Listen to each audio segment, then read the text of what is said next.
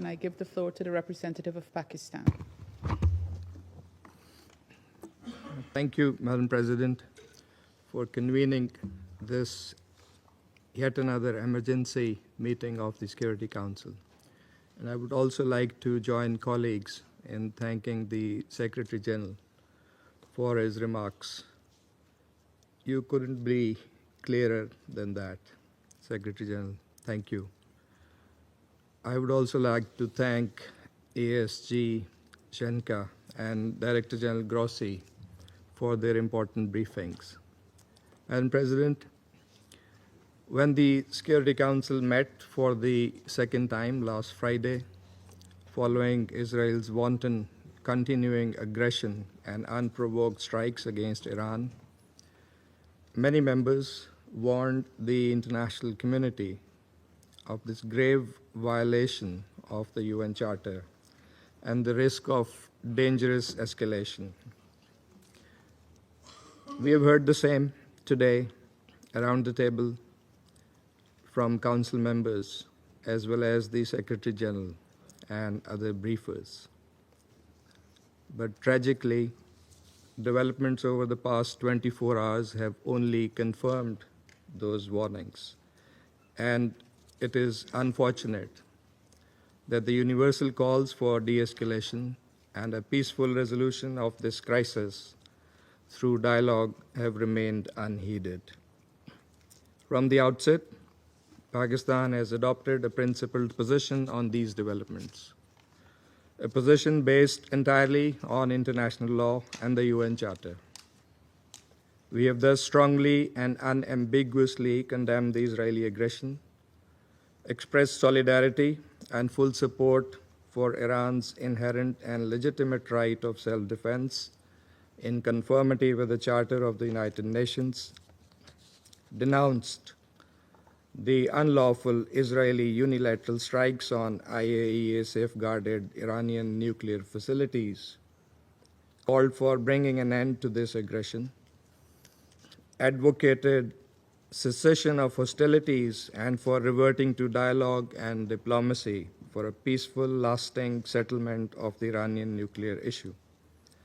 In recent days, Pakistan's leadership, including the Deputy Prime Minister and Foreign Minister, has remained actively engaged in promoting those objectives through numerous and continuing contacts with leaders of other countries and our partners across regions, all in the interest of preserving international peace and security and in fulfillment of our responsibility as a member of the Security Council. The Council of Foreign Ministers of the OIC meeting in Istanbul has echoed the same call for ending the aggression and supporting de-escalation and a peaceful settlement. It is in this context that we are seriously concerned by the recent developments that have further heightened tensions.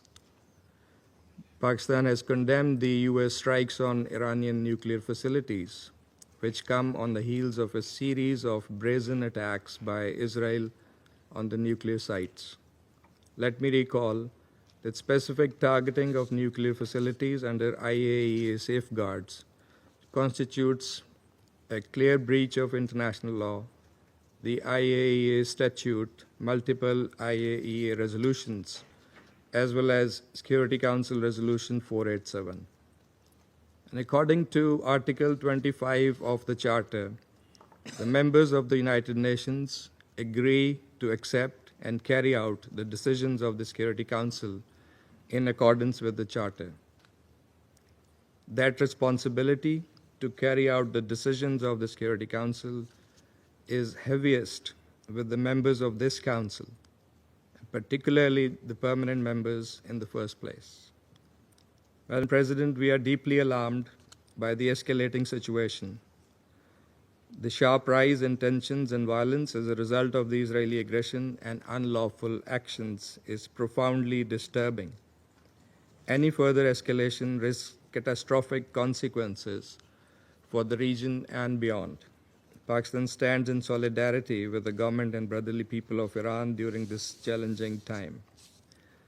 Madam President, these attacks set a dangerous precedent and pose a grave threat to the safety and security of populations across the region, and indeed the world. As the body entrusted with primary responsibility for the maintenance of international peace and security, the Security Council must act urgently and decisively. We share a collective responsibility to, first, unequivocally reject and condemn the attacks against the Islamic Republic of Iran since 13th of June, being in clear contravention of international law and the UN Charter. Threat or use of force must never be condoned. Article 2.4 is crystal clear in this regard, and so is Article 51. Second, denounce the attacks on IAEA safeguarded nuclear facilities, which violate Security Council and IAEA resolutions as well as international humanitarian law. Third, reaffirm the obligation to protect civilian lives and property on both sides. All parties must adhere fully to international law, particularly international humanitarian law. Fourth, call for an immediate cessation of hostilities and a complete ceasefire. Fifth, promote urgent recourse to dialogue and diplomacy consistent with the purposes and principles of the UN Charter to find a peaceful and lasting resolution to the Iranian nuclear issue. Madam President, in pursuit of these objectives, Pakistan has joined China and Russia in circulating a draft resolution. Among other things, this resolution calls for an immediate and unconditional ceasefire, urges all parties to refrain from further escalation, demands the urgent protection of civilians and civilian infrastructure, and supports a diplomatic path forward on the Iranian nuclear issue that is acceptable to all parties. And listening to similar concerns and priorities expressed by many of the Council members today, we sincerely hope that the draft resolution will receive the Council's support, enabling it to respond with unity and resolve urgently and effectively in line with the gravity of the situation. And Pakistan stands ready to engage constructively with all Council members in this regard. Madam President, the Middle East, already burdened by prolonged instability, history of Israeli illegal occupation, and continued denial of the Palestinian right to self-determination and statehood, cannot absorb another crisis. We must act now to prevent the situation from spiraling further out of control. History has taught us that the use of force and unilateral military actions only deepen conflicts and entrench divisions, with tragic human and humanitarian consequences. Dialogue and diplomacy remain the only path forward. These must be pursued with seriousness and sincerity by all. I thank you.